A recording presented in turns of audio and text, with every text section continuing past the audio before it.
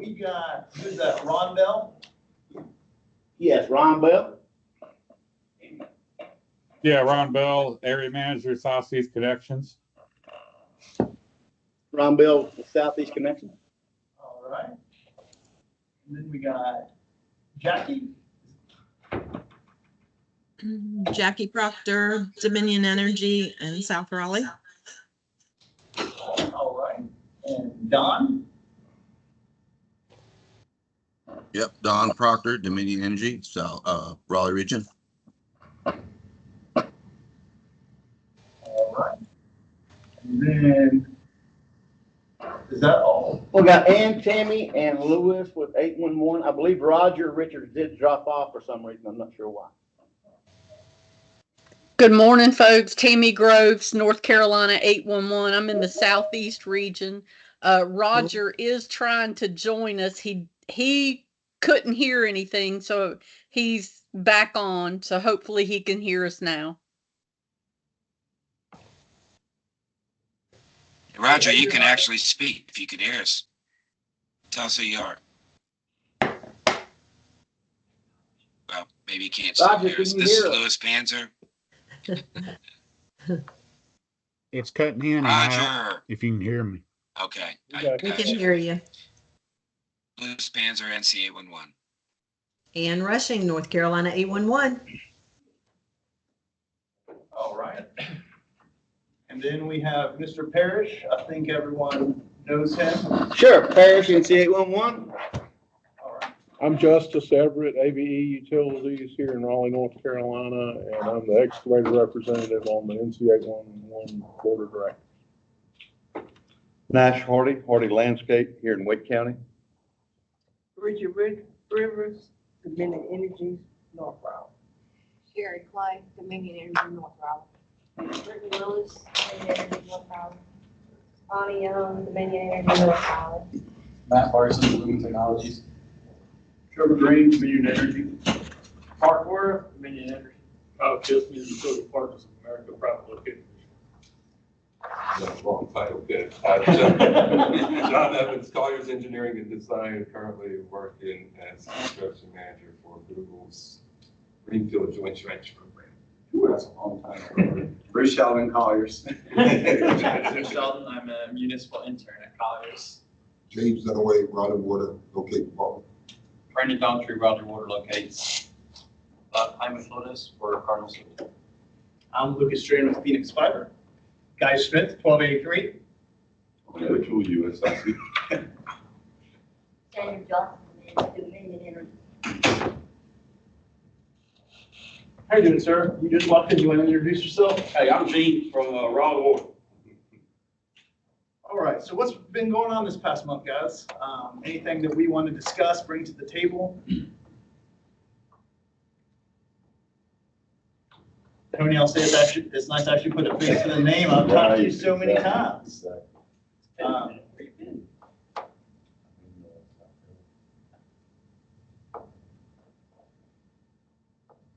Yeah.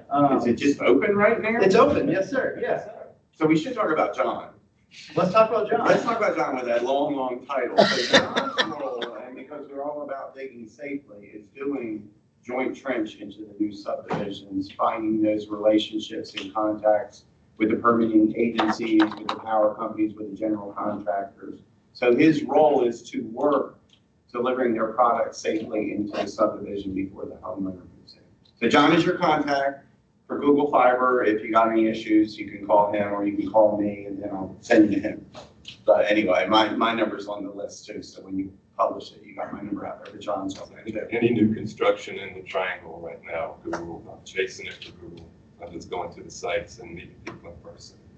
Gotcha. Okay. Looking to joint trench the Google. Yeah, you know, that's the best way if we can. Sure, yeah. Raven Ridge is one where I think you guys just went in. Raven Ridge, I'll follow the news. But yeah, everywhere. You know, there's a lot of it going on right now, especially in that 540 perimeter. Okay. Yeah, everybody's trying to get in there before it opens up. The folks you're joint trenching with, do they want their utility on the bottom first, and then you guys? They backfill and we'll go on top of them. If that's the case, we'd rather. You like halfway up, or? 2/3 of the way up? 24 inches. You know, if they're at 3 or 4 feet, yeah. Okay. And John, help me, who are you partnering with? Is it, are you partnering with Duke or are you telecoms or what? Well, whoever we can, you know, whatever's best for that development. Sometimes it's Dominion, sometimes it's Duke. In the Apex area, we've got a great relationship with Apex Electric. We both use ITS. Google does, and so does Apex Electric. So any Apex development, those are going to be easy. When you say ICS, who would that? ITS is the. Oh, okay, ITS out of. Very great. So we're still, this is a new program, and there was a lot of developers, and maybe you guys have been looking for Google too, a lot of you, but a lot of developers were trying to get in touch with them for a few years, and they kind of had a time where they weren't really reaching out, and they weren't trying to do joint trench. And now they are, and now we got more than we can handle. Yeah. So have you established a minimum depth of your facility and a minimum separation between the other facility? At least 12-inch separation, but it's, you know, it'll depend on that site and what the other utilities are. Is it a height or wider buffer? Say again? Is it a height difference or a wider buffer? Now, I don't know, John, the answer to this, but I know we had done some projects when we were at Time Warner where the gas went in. So they would dig it down 48 inches, the power would be on this side and the gas would be on this side, and they would fill a foot, and then our facilities would be installed. But I don't know whether any of that is happening with Dominion yet on the gas side. Yeah, really, Rick Boswell is the program manager, so you'll probably hear his name. And he's probably going to be coming to these things. He's with Google Fiber. Yeah, he's just got so many meetings. I just got the Chromebook and got cranked up, so there's a lot of questions that I won't be able to answer. But we're basically just trying to work with you guys and trying to work with the land developers and just do the easiest thing we can. We don't want to go in after driveways are already there, obviously. We want to get in with the grading processes happening. Absolutely. So are you cataloging all of this joint trench so that when it gets marked, there'll be some sort of indication to the excavator that we have two facilities in the same trench? That's a good question. We need to talk to Rick about Yeah, that. I know at Time Warner, we used to put like a marker right by the transformer that said this was joint trench installation. So they probably need to come up with something like that, which would help you when you see. Well, I mean, it needs to go back to the 811 so it gets on their map and. Yeah, well, now that will happen, yeah. So they'll be updated. The folks on the line are having a little trouble hearing, so I know you're further away than the speaker right here. It's a speaker mic and then obviously a camera. If you could speak up when you talk to the We're hearing you pretty good online, to be honest with you. So to answer whoever's, well, it was your question, the 811 center will be updated as they are now when Google extends out in their footprint. So yeah. But again, if I've got gas on the bottom and Google on top, and I got two marks side by side, there's nothing that tells me that that's a joint trench. And if you go ahead and map it that way now and submit it for the mapping where it says joint trench, Dominion, Google. So I don't know whether they're doing Dominion joint trench yet. Well, I mean, whoever it is, whether it's Duke or whoever, now would be the time while you're doing this, you know exactly where it is. Well, it's going to be on Google's system, right? And they're going to let the locators know because they'll get the maps from Google. I do not think there is a mechanism at 811, Parrish or Lewis or Ann can correct me, where it's indicated as joint trench right now that they're going to tell you. Because in essence, you know, each of the facility owners, I mean, it might be one company locating for Wake EMC and another company locating for Google Fiber. And so that's not one locator going out locating something joint trench. It still requires both entities to be notified and two locators to go out and put marks on the ground. So and that's assuming have to dig around those accordingly. So I don't see that being an issue though. What did you say, Lewis? Yeah, that's just, I was going to say that's essentially how this works. So each individual facility will register the approximate location. In other words, a polygon showing that they're in the area. And that's how they're going to be notified. We won't have specific information at NC 811 as to who's in a joint trench or not, but both of them would be notified. And then it would be incumbent on them and being the operators to determine how they wanted to market. And they have to put their IDs on the ground, obviously, at that point when they're marking it. But as far as NC 811 goes, we don't have specific detailed information other than, the approximate location of where these facilities are. Does that help? No, it's the answer, but it's, to me, it's an awful answer. I think it's an absolute, it is almost criminal to sit there and put Google on top of power, and you don't have any idea when you go out there with that excavator, whether it's on top, you've told me, but a crew member has no idea that he has no idea where each of those are in relation. They're just marks on the ground side by side.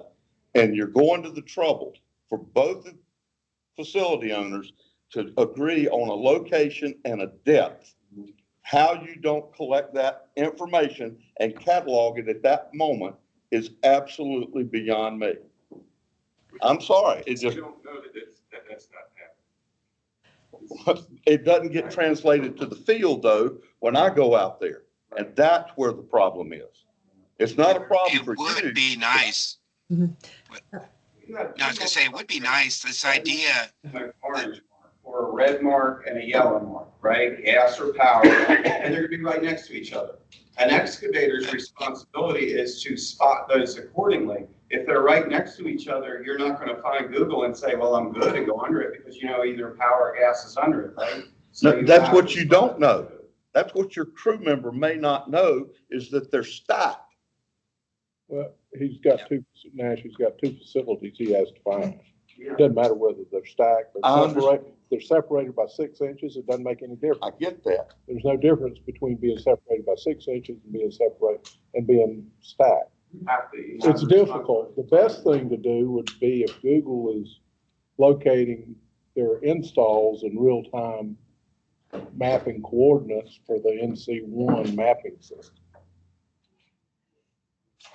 So I will say, I think it's a really good idea that, John, we could take back to Google, because like I said, when we did it at Time Warner, we had markers that said it was installed with the power, that it was joint trench. Still gonna have two different locators go out, still gonna put a red and an orange line right next to each other, still have the responsibility to spot those facilities, whether they're joint trench or not, but it would be good for the excavator to know, hey, I got cable here, 12 inches underneath it, there should be power, versus just that red. It's just, it's like additional warning. I agree. Not only do you have the marks on the ground, that you have the responsibility to facilitate locating them accordingly, but also, oh, by the way, it was installed from a joint trench perspective. I see your point. Hey, Lewis, can you talk directly into your mic, please? I'm trying to. I don't know if people can hear me or not. Can you hear me? Yeah, Bruce was just overpowering you, that's all. Sorry. He was overpowering me. And actually, I was going to try to reiterate what Bruce is saying. This whole thing is about communication. So if you're going to take the time to do a joint trench, I think that's a great idea to put a permanent fixed marker or something every so many feet to indicate that this is a joint trench, and put the names of the companies right on there, kind of like a fixed permanent sewer marker that's at the curb, a curb kind of marker that shows here's where the lateral goes off. Similar kind of concept, but a permanent marker that lets an excavator know. To the point that was made, you're still going to get each of those folks on a ticket. But for the excavator, if they're aware of it when they get on site, if they're aware that there's a possibility of it, we can educate, if we're made aware of it. And you could put some kind of permanent marker there as an indicator. And then those excavators could educate the people who are boots on the ground to look out for that in those particular areas. Because this isn't a widespread thing, unfortunately. I wish there was more joint trench going on. But where it is, let's take advantage of that opportunity to put some permanent markers down. Just my thought. John, I know there's a depth requirement to separate the two utilities. Is there an offset or are they going to be directly over top of each other? Well, I think it just depends on the site we're at. And again, I'm just breaking into this, right? So what we're trying to do, and the reason they brought me on, and appreciate your comments, because I'm going to be on these sites all the time. I'm driving from site to site to site for the reason of making sure we communicate with everybody we need to. So the land development manager lets me know Duke Energy's going in, Dominion's going in, and we're going to make sure that everybody knows that we're going in here, and we're going to make sure that we're not anybody's way, and that it's known where we are exactly and what the separation is. And it's going to be fiber anyway, right? Yes. So there's got to be markers anytime there's fiber up there. So let's say joint trench. trench. The crux of the apostrophe, which is really going to screw things up for you. Okay, that's a Frank Zappa reference. So here we go. The water company came in installing a service, or a contractor came in installing a water line from the road, cut the fiber, but not the power on that joint trench span. Now we got to replace the span. That span is not going to be on top of the power. It's going to be somewhere else. You go out to do your work and you find a joint trench marker and you find a line that you think is the line that was installed with the power, but it's not, and you cut Google Fiber, which is now 24 inches in front of it, you're going to get a bill and you're going to say, hey, wait a minute, that's not right. It says joint trench, you should be on top of the power. I can see that being a problem down the road. Now, I will tell you, like I said, at Time Warner, we did do that. I don't know whether Charter's doing it. Charter is doing joint trench with ITS in this area. I'm not sure there are markers anymore going on that. But that is another consideration. If you say you're joint trench, you replace the facility or you got to add another fiber to go all the way to the back of the subdivision. Your companies are out there doing the excavation are under the assumption you're going to be with that red mark. And if you cut it and it's not with the red mark, it's your responsibility because, you know. And John, what is going to be y'all's minimum depth to bury? Minimum, I think, is about 18. 18 inches, because I think Power 18. normally goes 36 in distribution. And what they're telling us is they're going to put a foot of dirt roughly and then throw the conduit in. Because I think the National Electric Code requires communication lines to be 18 inches deep. 18 inches, that's correct. So that's the minimum depth, which was a whole lot better than we see sometimes on the drops. We've been around a long time, haven't we? Yeah. You see the main line be about that deep. That's it. Yeah. Oh, goodness. But yeah, if you do 18 inches and the trench is already open, that's a good thing. Well, the other side of it, doing joint trench really reduces the chances you're going to be cut because you're going in up front when the driveways are in. I mean, before the driveways get in, all that stuff, but you're deep enough where it's in and nobody's out in the front of the road disturbing anything out on the other side of the ditch. And not to bemoan your micro trenching, but thank goodness you're not putting it in the pavement. Joint trench is much better than the micro trenching. Yeah, to be clear, I think if people didn't hear earlier, this is all new construction, greenfield. And so that's why I get in with the land development manager early on. Great. And he lets me know, he includes me on the emails that go out to you guys, to Duke or Dominion, whenever there's digging out there, I know about it. And then I go out there and coordinate with everybody. Consider the type of market that you put into, because when I worked for Anston Associates, we were putting in that fiber for the overbuilt stuff. The nicer, newer neighborhoods were raising holy hell about those standing markers, you know, and every one of them got ripped down. We got complaints by the city and all sorts of stuff. So just think about what type of market you're put in, depending on the place. Yeah. Cool, cool. What about you, Kyle? You got these snazzy business cards and tools you're handing out. Do you have anything you wanna? We do private utility locating across both states, plus a little bit of North Tennessee. We do, south digging, core boring, and that's just my division. Our company does a lot of electrical and EV stations and all sorts of stuff. Just, you know, if you got a project and you need our services, also for you guys with the water company and like, you know, I'm sure you get inundated by homeowners that want you to locate the customer side of the utility. Feel free to hand out my number. We get that kind of stuff all the time. USIC hands out our number, you know, so if you got Karens that are just bugging crap out of you, just seriously call this guy. He'll help you. What states are you in? North and South Carolina? North and South Carolina, Northern Georgia, East Tennessee. Our company as a whole is national, but that's just our division. Staying in that general area. We do have 2 public utility contracts in South Carolina right now. And we're always looking for that kind of stuff, but we're a dedicated locate company, so we get on with the utility. We want to be, but our locators are going to need to be just with that utility. So like Chris, CPW, we're with them, and they've got 4, technically 5 utilities, but they're 5 are in the year. So we only, our guys only locate them there before they invest in that utility. Those are their, you know, those are their lines. It's not just another ticket. So if anybody's looking to take stuff, you know, to a third party, that's the kind of situation. But so we're primarily private. You have technicians in the triangle and? We do. Okay. Cool, cool. We do. We've done stuff for, I'm trying to think of, like Scarborough Chapel Hill, school system and stuff like that. So, yeah, we work with, school systems, hospitals in this area. For the back trucks too? We got a trailer right now, and, you know, we get more business, more stuff.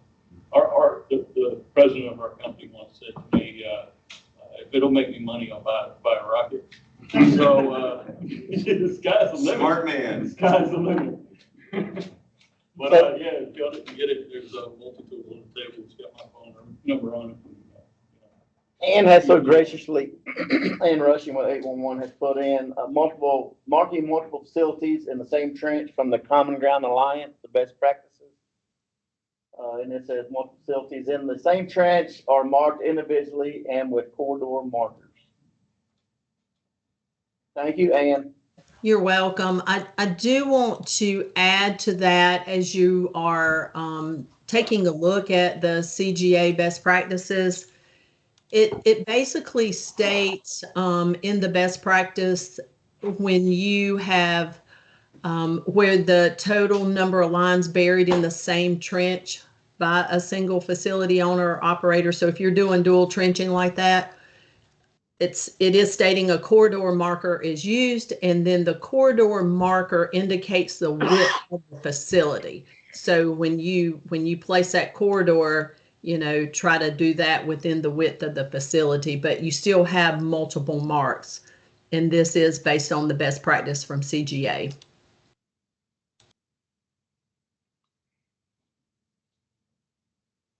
Okay. We have a couple fellows that have joined. Do you guys want to introduce yourselves and everything you wish to discuss? I'm Wes with North Raleigh Dominion Energy. Got about 7.5 years.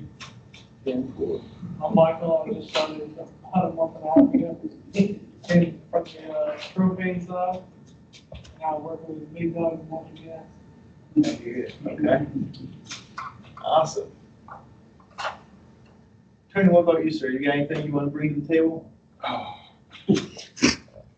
whole lot. But really, there's been a lot going on, I think more so, and I haven't seen the numbers yet, but I'm pretty sure the numbers are way up here. We have, it seems like quadruple what we had last year on tickets. We're getting, unfortunately, like from one contractor at a time, 300 to 400 tickets a day, and expecting that to be done immediately. And it's ongoing with that. So, any help that can be given, I would appreciate as far as how we call in tickets. Generally, when you're getting them from a contractor, that many a day, are they individual addresses? Individual addresses. And they think they're gonna work that many in the 15 working day? Yeah. Yes, sir. And are they doing that? They are not. Most of the time, I'll be honest with you, we mark, we get it out there and mark, and nobody's there. So next time it's called in again To update it, right? And we go out, we mark again, nobody shows up. So every time we got to do that, that's taken away from someone else's tickets. Get me after the meeting and we'll contact those folks, see if they can prioritize their work they know they're gonna get to. Yeah, okay. Or yeah, communicate with the schedule. I mean, if they feel the obligation to call in that many tickets, at least work with you guys and say, hey, And this is where we're gonna that's be. it. We're That's hoping it. to get here, but we might not. Exactly. If anybody tells us that, hey, I may have called in 200 tickets, but I'm gonna work this situation, so many up here for a day or the week. So we can go ahead and get scheduled, get enough locators out there to go ahead and knock that out so we can move on to someone else. But it's gotta be some type of communication. I know Lucas and I, we talk every Monday on schedule, what's priority. And the more we can do that with anybody, set up meetings, weekly meetings, so that we can go ahead and discuss a plan to get this stuff done without killing the other folks who need tickets done. Well, it sounds like they got Don't somebody in the shoot me, office, they just hand them the work, they call these tickets in, and then on the 12th day, update them, right? They're on Yes, sir. autopilot and they're going out there and doing the work.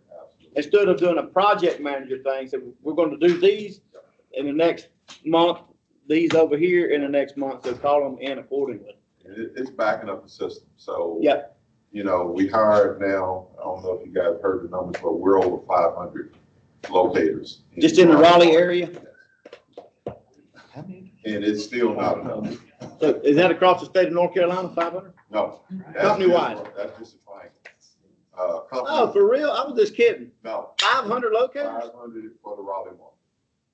Oh, man. Is that 4 counties? That is Wake, Durham, all the way to the coast, all the way to Hickory. And we're still hiring. But right now, we're talking about breaking up our district because it's just way too much. So we're looking at some things to do on the interim to help cover some of that load, but we can't hire enough. There's no way when that kind of ticket volume is coming in. Yeah. So I know it's frustrating for a lot of contractors, right? But unfortunately, I don't think everybody's being respectful enough to each other to understand that we can't do it all at one shot for everybody.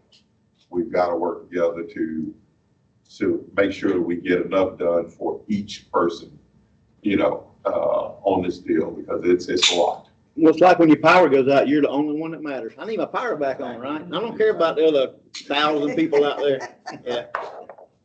And to be honest, this district has never been this large. I mean, we usually kept about 200 locators for this market. And since the last 2 years, we've had to over double that. It's because we're in the greatest place in the country to live. Seems to be. That's right.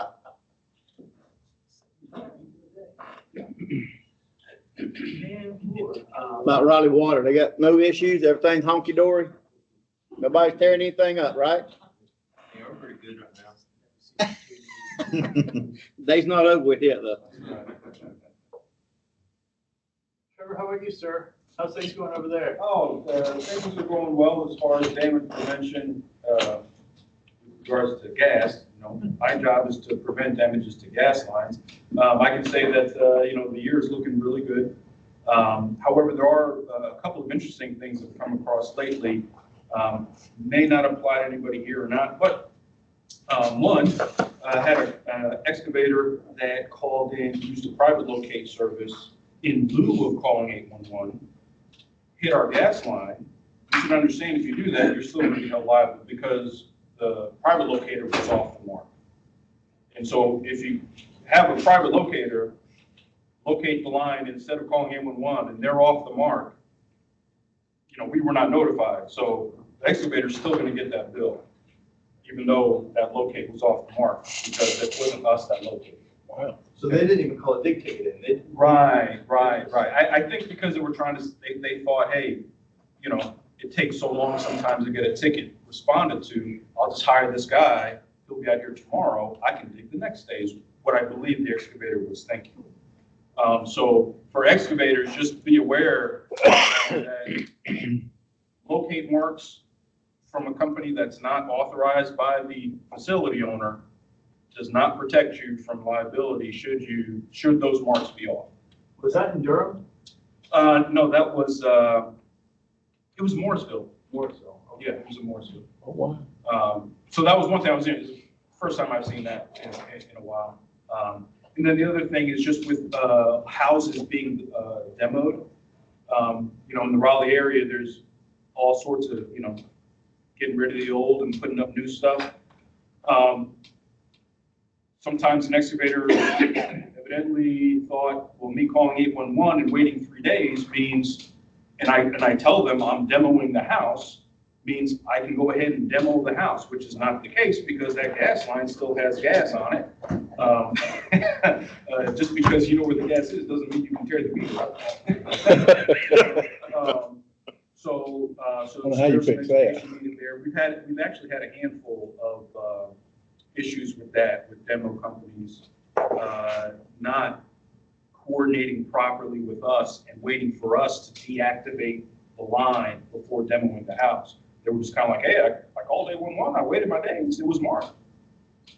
So that's just something that may or may not apply to anybody here. But that's been the two most unusual things I've come across. Gotcha, okay.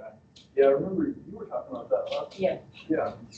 That's almost like you want to do a PSA because like Wilmington, Raleigh, Charlotte, they're demoing houses left and right.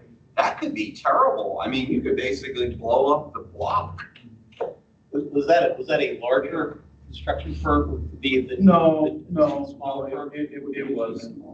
yeah, more of a family operation. More of a residential builder? Yes, it was a residential demo, and, But the contractor, was it a residential contractor or a commercial contractor? I don't recall. Most of the time it's just they do demo only. So that's been going on for years. When I worked for the gas company, we go out retired service, the house will be gone, there'll be a riser sticking up the middle of green grass. So they've done it before. They know how to work around it to tear the house down and not tear the service up. Yep. Matt, how about you, sir? We had our 24 duct long haul get torn up by, I think it was GAC in North Raleigh. There was no marks on it at all. Our locate vendor, state center, they're struggling pretty bad. Get locates done on time. Yeah, what's the one gentleman's name? Because I was working off the UCC and I was trying to get Segralon marked, and he said I'm the only guy in. Yeah, S&N took a lot of their management, a lot of their locators. Gotcha. Okay. Yeah. Same here, a lot of poaching going on. Come in offer, I think they're offering sign-on bonus and pretty high pay. I see them on LinkedIn. Yeah, all those new vehicles. Yeah, they're ramping up pretty quick. 10 and 4. Well, before I turn it back over to Parrish, does anyone else have anything they'd like to talk about? I'd like to talk about, we don't have a DOT rep here, do we? Yeah. So we are still representing NCDOT on Project Atlas. Probably, I know some of you sat through the demonstrations. Parrish, I think we probably need to come back in the July meeting, and I'll get Robert Memory to do, or I'm gonna get Alani to come in from the DOT and Larry and talk about Project Atlas. It is still going on.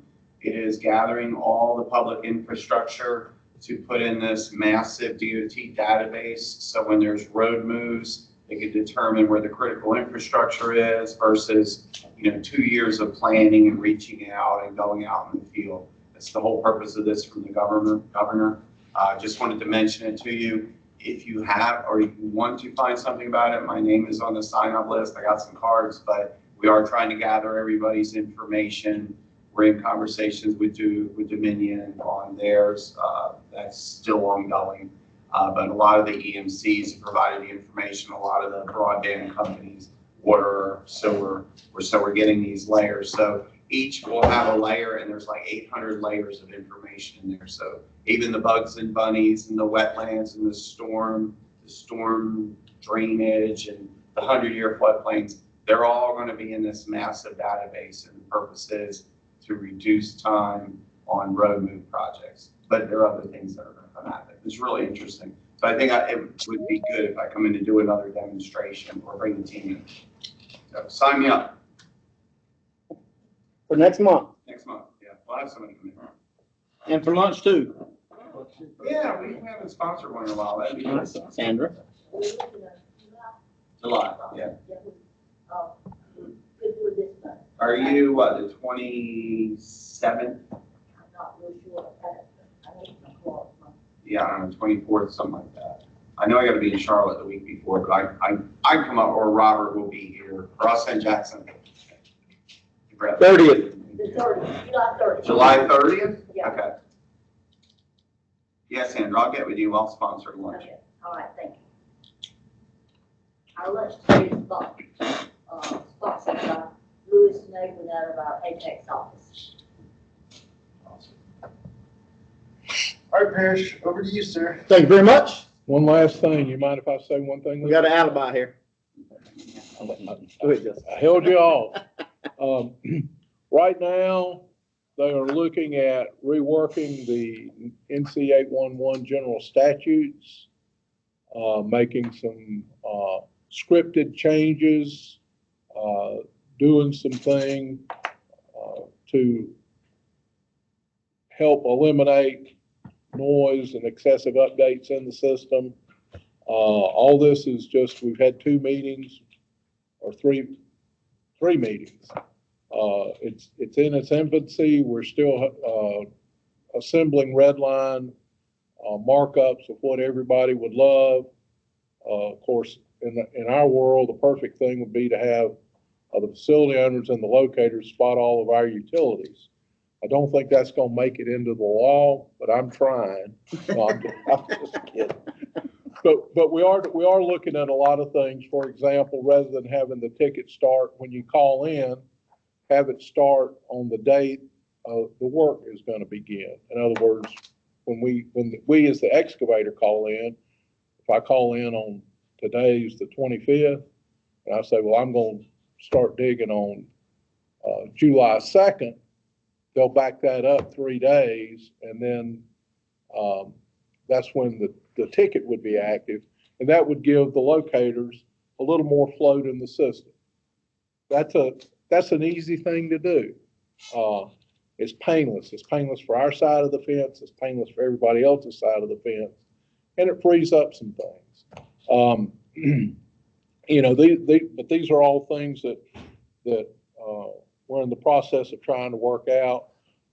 Attention to white lining, so that you know where a planned excavation is. That's a good thing, unless you're on a roadway project or you're laying water line down the shoulder of the road. How do you white line enough ahead to keep the locators ahead? Here again, we've got the yin and the yang going on, so we can hopefully come together, provide better locates. Our goal from the excavator side is to have better locates and on-time locates. And that's what, so that way we can go to work when we want to. And Tony's goal is to not be frustrated going back, remarking things that aren't, where the work hasn't been performed yet. So, and of course, the city of Raleigh's things is don't tear up my mess. That's the good thing. And to your point, Bruce, every facility we install within the city of Raleigh, all of the functionary things of it, whether it's water valves, hydrants. They're all located in 3 space. They're all located to the North Carolina grid coordinate system with absolute coordinates and elevations, and they're all part of the city of Raleigh's mapping system. So they have great data, and they require great data when you expand their system. And my goal would be to have that same level of data available from the other facility owners to be incorporated in the NC1 mapping system. I can't speak for the telecom clients we work for. However, I agree. And like Wilmington and New Hanover County require us to call in design tickets and geocode everything out there, and then doing a permittable construction drawing to submit to get the permits. And I know Wilmington has been using those for years to build their database. I'm not sure about New Hanover DOT. So Wilmington has a pretty good database, but they went through that, the fire truck blowing up when they hit the gas line. And since then, you know, it's been top notch down there. So that is interesting. And Justice, I totally agree. Jackson and I were talking about Atlas on the way here, and he's like, why isn't this stuff publicly available to everybody like a massive database? You could do it, right?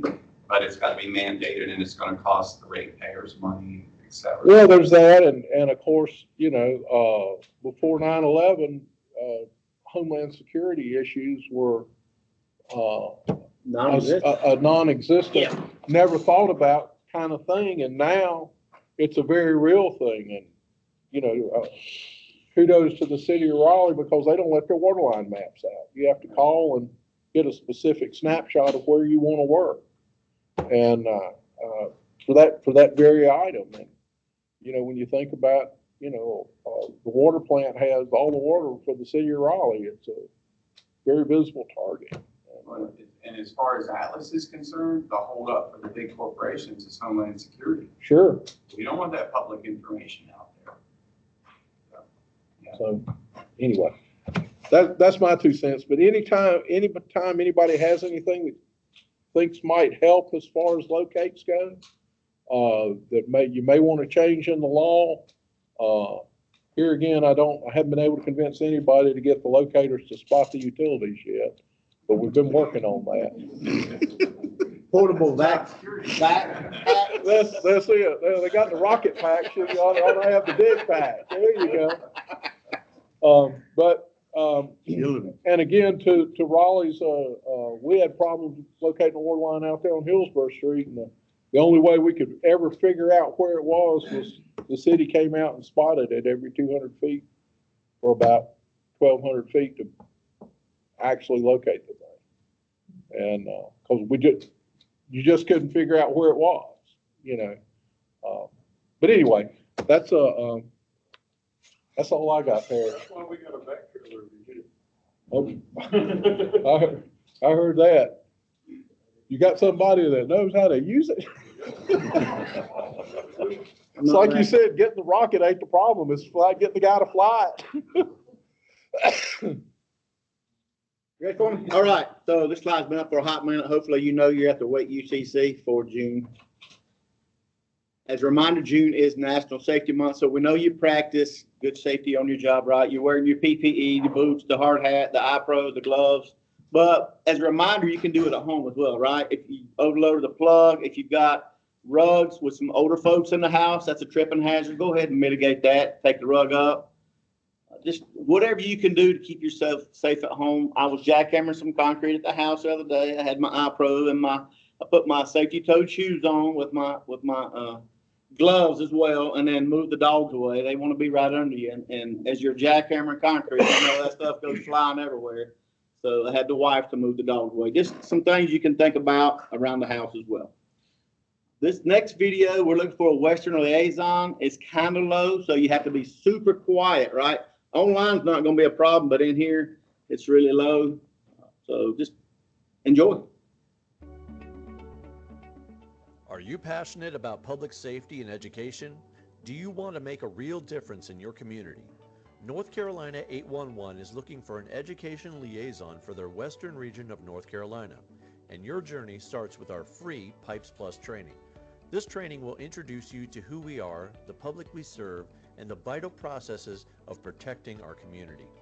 Upon completion, you'll receive a certificate and be considered for an interview. As an education liaison, you'll promote the use and growth of NC 811 among utilities, excavators, stakeholders, and the public. Your mission? Increase public safety awareness, advocate for the 811 notification system, reduce underground utility damages, and support local utility coordinating committees.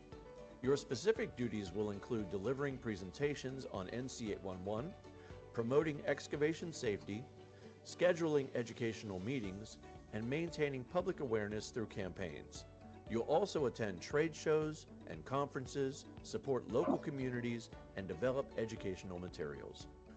We're looking for someone with strong public speaking skills, the ability to work independently, and knowledge of the utility damage prevention system. This role involves in-state travel, occasional out-of-state trips, and weekend work. We provide a fleet vehicle for your NC 811 travel needs and on-site training. Join us in making North Carolina safer. Complete your Pipes Plus training today, then fill out your application for employment on our website. We look forward to meeting you.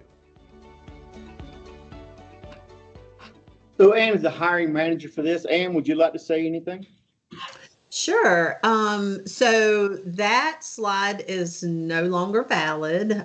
Yesterday, we actually were able to make an offer after interviews, and hopefully, if everything goes well, we'll have a new employee that will start July the 16th. And his name is Rory Phipps, and he is out of the western part of the region. So we look forward to him coming on beginning July 16th. So thank you very much. Disregard that last slide, please. It was entertaining, that was it.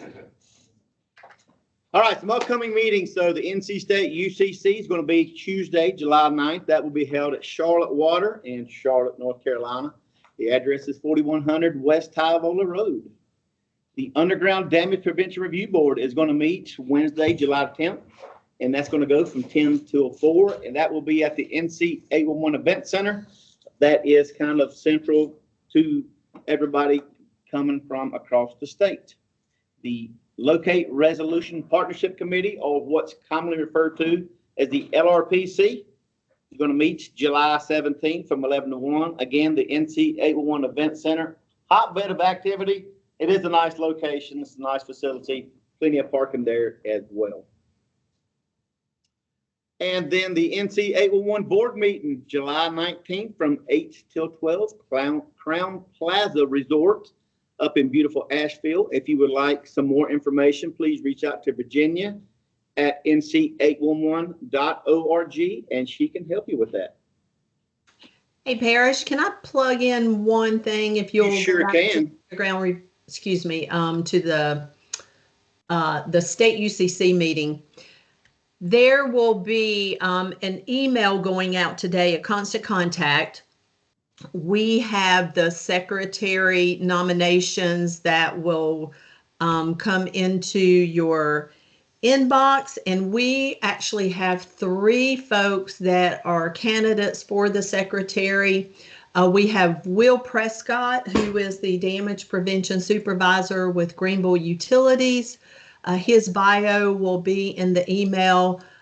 We also have Joe Parda, and he is with Temple Grading out of Lillington, North Carolina. He is their executive vice president. And then we have Raymond Saunier, and he is the director of damage prevention with GAC out of the Greensboro area.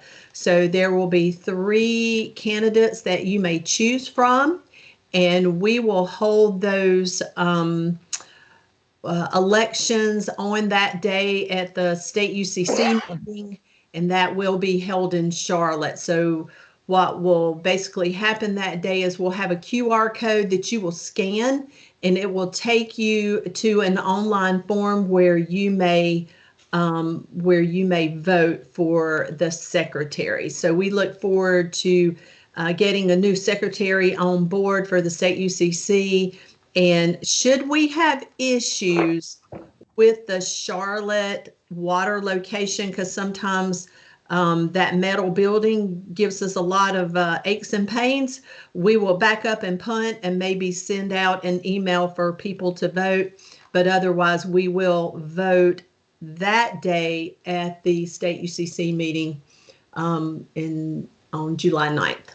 All right, thank you. So keep a lookout for your constant contact coming to you shortly. So, and for the folks who can't physically be there, is there going to be a URL via Teams that they can join that meeting as well? Yes, that is absolutely correct. There is a Teams meeting link, and you'll be able to vote the exact same way the on-site folks do. Thank you.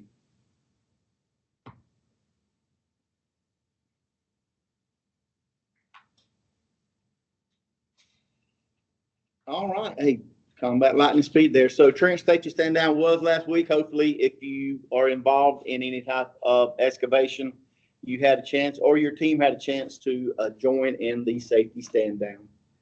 Again, put on by NUCA, and you get a little high-speed, low-drag sticker that you can put on your hard hat that identifies that you are working safely around trenches. You join those folks in the stand down.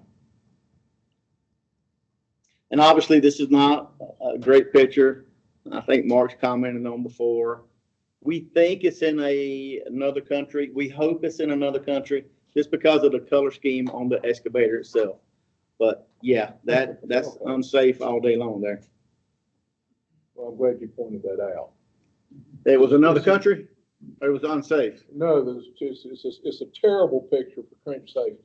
Yeah, well, it's a reminder of what not to do. Yeah. Well, no, just go back and let's point out about 3-4 things real quick. Okay. Number one, no shield, slope, or shore. There's no. That's right. Yep. How deep do we think we are? Well, we're greater than 5 feet, or he's only 1.5 feet tall, right? So, to do, when you're greater than 5 feet, you have to be sloped, shielded, or shored. Let's look at the ladder. 2 wooden poles. 2 wooden poles, and the steps are not in accordance with OSHA standards, and I doubt it's got a 350-pound rate or 250-pound rating. And does the ladder extend 3 feet above the top of the trench? No. So it's not secured, right? That's right. From tipping over. And look at the spoil pile. Well, if you look, this has been added on to because that's one. It looks like an old roadway that I don't think that's a spoil tile. I think No, I'm the talking road about where been the added. bucket Yeah, is. over here on the where side. the bucket Yeah. is, that Yeah. needs to be 2 feet back from the top of the excavation. I mean, there's a lot of things wrong with this. This is a death picture. Yeah. And I'm just telling you. And I would encourage us to use a more appropriate picture In the future. Yes, sir. Thank you very much for your comment. Moving right along. Who said that? That's a good thing. Yeah, that hard hat ought to protect him when that thing falls on his head. Because that backhoe probably broke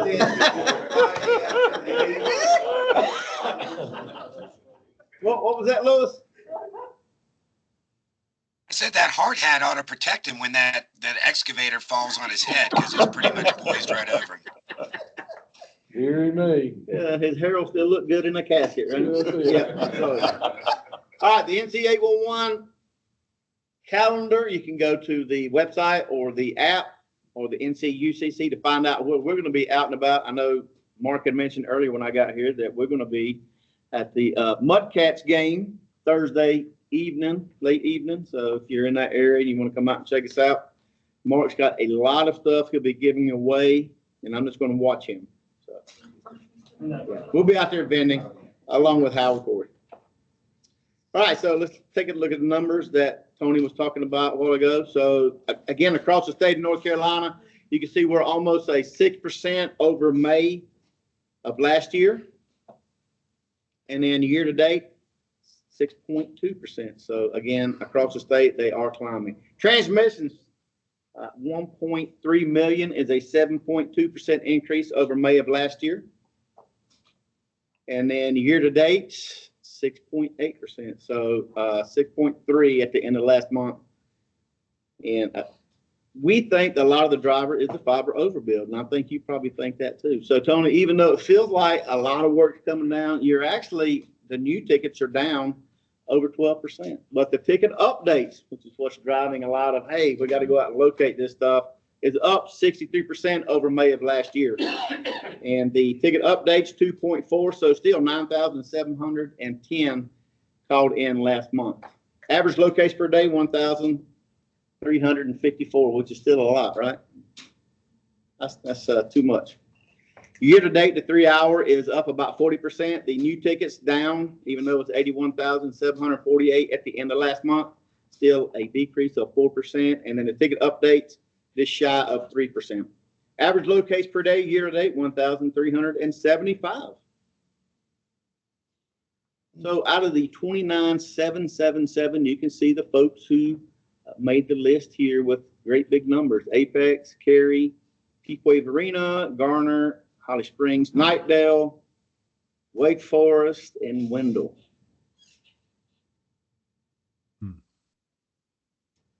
And then out of the top 10 callers, so ITS, nobody here for ITS today, right? Okay. Their main driver, 2,896 last month. We're too busy working to be here. There you go. Good answer. And then Ron is with Southeast Connection. Thank you for being here, Ron. Problem. I can give you a copy of this slide if you need it, Justin. No, I can get it. I'm one of them learners, if I don't write it down. Repetition is great, yeah. Okay. I've got to work harder. I'm tracking. So taking a look at the damages, you can see Wake had 163 reported. As a reminder, if you're an excavator and you create a damage, reach out to the utility, let them know, and then follow up with 811. If you are a utility owner and a damage occurred to your facility, make sure that you're following with 811, because if the excavator didn't let us know, at least you're letting us know and we're capturing that information, right? So we know where our target audience is. So even though this is the damages per 1,000, Wake had, you're in the yellow, which is not as good as green, but it's not red, right? That's right. Is that for the month or for the year? That is for the month, last month, yep. This is for the year. So May is actually 1155 over last year's 1086. Again, there's an increase except for March. March actually went down compared to 23, but the rest of the months, it has been increasing. And then here's the slides that Justice was talking about. I was going to turn this over to Lewis. So we got two subject matter experts on the law being looked at again. One is Justice and the other is Lewis. Lewis? Yes, sir. All right. Yes, sir. Yeah, Justice really did a great job kind of covering what's going on. There's actually has been 3 meetings, so this slide was created before we had our last virtual meeting. We did a compilation of all the state laws into one PDF, and that's really helpful for comparative use. If we talk about whether we're looking at either the tolerance zone or we're looking at the length of the ticket, we have there's basis to go back and look and see what other states have done. There's also new laws that have just recently gone into effect, passed this year, that just went into effect. So we have that information in there as well. So there has been some conversations, as Justice says. The whole point of having all these stakeholders together is there's going to be some give and take, I'm certain, as we move along. But people are starting to add in the information that they would like to see, and some comments and notes. Our goal is certainly to try to get this language in a form for the bill writers by October, so that we are poised and ready in January to come out of the box in the long session with our law. As Justice said, hinging the locate time to the work date instead of the ticket release, we think that is going to provide a little bit of load balancing for the locators. the clarification of ticket size, whether we're talking about both sides of the road, on a length. If you're going to say it's a quarter mile, does that mean two sides of the road? Because that's a half mile of locating. So some of those kinds of conversations. Whether or not excavators will continue to maintain their marks, through the length of the ticket or beyond. These are also up for discussion, and a series of things around enforcement, mostly specifically dealing with some of the time frames for response, also how they would handle an informal review of a case after it's been adjudicated. So if somebody wanted to come in and do an appeal, essentially, that it would be an informal process, and also really trying to draw the line between the dots of the Utilities Commission and the Enforcement Review Board, potentially with some kind of a liaison that can help facilitate some of that communication. They've had some success, but and improvements in that dialogue, but just whether or not there's some information there. And if anybody wants a copy of these laws, just let us know, and we'll be happy to send that out. It's a PDF. Ann, is there anything you want to say about enforcement before I have it move to the next one? I mean, basically, we're just going to try to clean up the process, make sure it is a very smooth process. We've also added 15 days to handle the administrative side. So when a complaint comes in, it will give the admin 15 days in which to handle that, which right now with so many complaints coming in, it is kind of hard to manage that. But for the most part, we'll bring back some additional language, but we just want to kind of clean up the process and make sure that what was originally kind of meant to be, as far as, should they want to come back and appeal, that it is basically that they come before the board. So we'll keep everybody up to date on that as we still draft a little bit more language. Thanks. How does someone put in their 2 cents if they have ideas about the law? That's a great question. So depending on, go to the next slide if you would. Can you go to the next slide, Parrish? Well, the next slide is our team. So this is the thing that you guys are looking at, and then there is the definitions of the. We have a list of the stakeholders that are representing your different interests, and we can I guess we could copy that. Ann, do you have that? You can copy and paste that into the chat. Yeah, actually, it's already set up as a slide for our July presentation. Let me go out and grab it, and I can throw it into the chat, but we have that. We do have that for next month. And that is how we would recommend that you get your 2 cents in there. There's folks that are representing you at the table, and and also they can share with you the document that we're redlining, which is the law. So you can see the notes and everything for items that people are looking to add, and read up on why it is that they want to do something or think it should be done, or whatever the case might be. But we are encouraging as much participation as we can possibly get from that. Roger, you're one of those that we're encouraging participation from. But you're on the call with somebody else right now, so you might want to mute yourself. And Kyle, I'll give you one of my cards. If you want to email me whatever thoughts you have, I'll be more than happy to carry those forward. Yeah. All right. Thank you. All right. All right. There's a good looking education team led by Miss Ann Rushing. And again, I will be on vacation next month when you guys meet. So hopefully she will be here in place of me in person. I'm putting her on task now in front of everybody. So she has to say yay or nay. Hopefully she'll say yes. I won't be here. These are very flattering pictures, by the way. And that last one on the end will be replaced. as well with our new, Oh, with yeah, our new put an liaison. X across here, yeah. Yeah, you might want to do, just erase them out of there.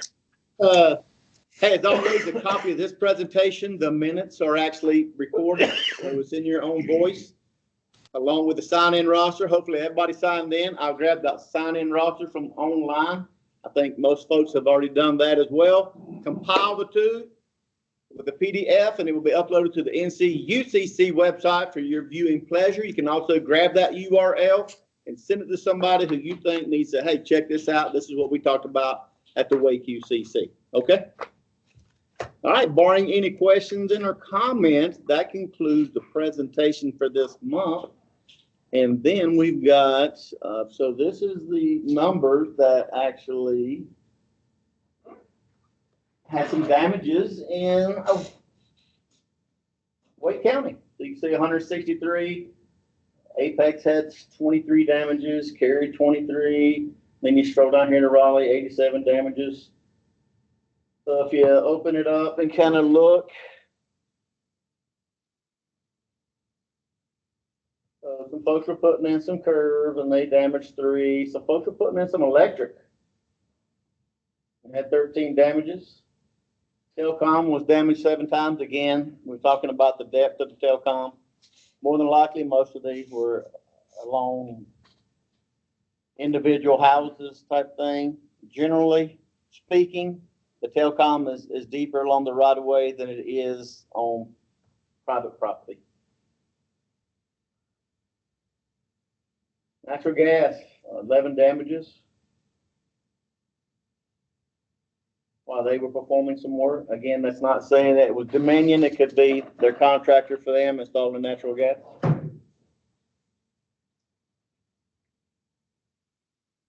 So just some telecom again was the majority of the utility that was hit.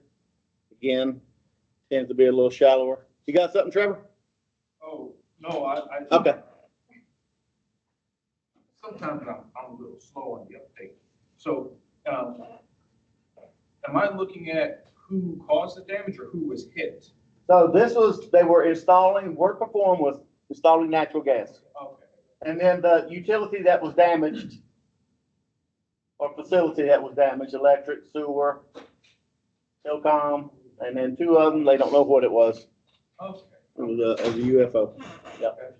All right. Does anybody like to expand on this a little more, or would you like to get to your Chick-fil-A sandwiches that are probably cold by now? No, I'm just kidding. They're still edible, right? Do you might have any questions or comments on this?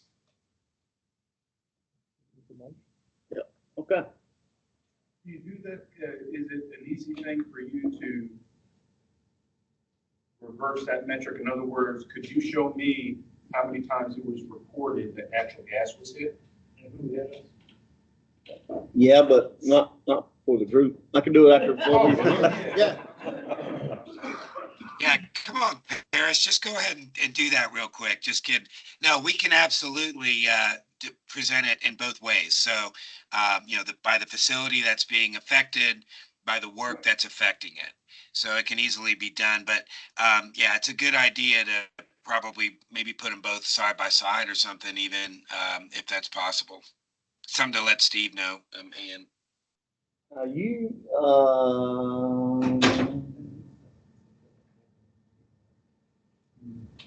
think that's what you got up there. Well, no, natural gas was being installed. These are utilities that were hit. I just see the power company hit the gas once.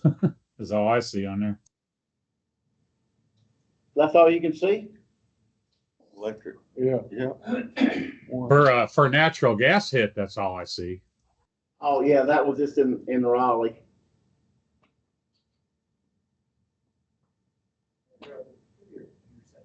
Yeah, just in the Raleigh market. Yeah, it was just one damage by a backhoe, trackhoe, or excavator.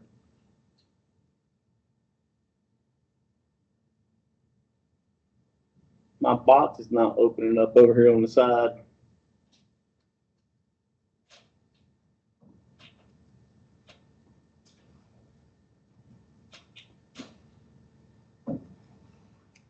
How about I let everybody eat? That, and that's then- not a, that's not a pivot table, so you'd have Yeah, to. the pivot you'd table's have to not do opening something up for me. Well, I can request just that.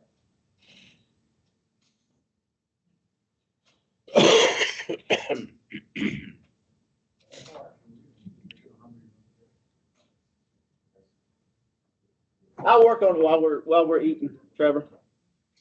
I don't want to hold everybody else up. I said I'll work on it for you while we're eating. Yeah. She gave you access to this, right, Ann?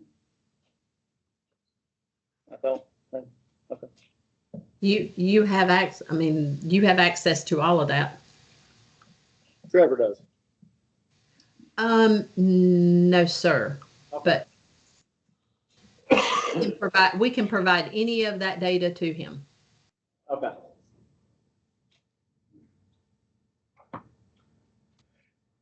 That's all I have, sir.